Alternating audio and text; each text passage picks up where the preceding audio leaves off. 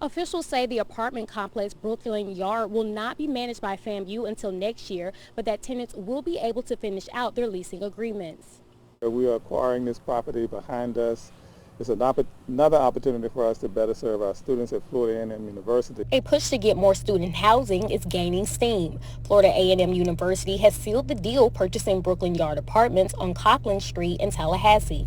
The Board of Trustees approved $14 million from the U.S. Department of Education to purchase additional housing, although no final word on the final purchase amount. FAMU's president, Dr. Larry Robinson, says it will help students in the long run.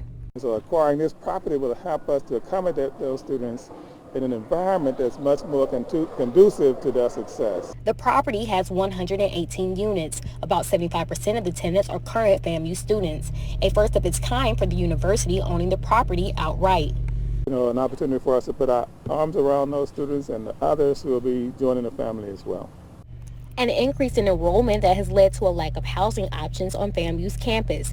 They've been dealing with a number of housing setbacks. More recently, nearly 300 students were displaced due to pest control issues and were moved to hotels. Freshman Vondarius Faulkner was one of many students who had to move at a minute's notice. Faulkner says the most difficult part was having to undergo the experience alone since his family lived 8 hours away. Couldn't really, help, but, I had to grow up. Can't really rely on them all the time. And my whole plan was just to make sure that they were okay and aware I was fine. Now, when it comes to having the housing issue resolved, Dr. Robinson says the 1220 and Lighthouse complexes make up 1.3 acres and will be used for housing, retail, or other activities. This is one important piece of the puzzle. As I said, we have a lot more work to do. As for students, they're hoping the new apartments come with nicer amenities to avoid any future problems for students. Live in Tallahassee, Candace Blake, ABC 27.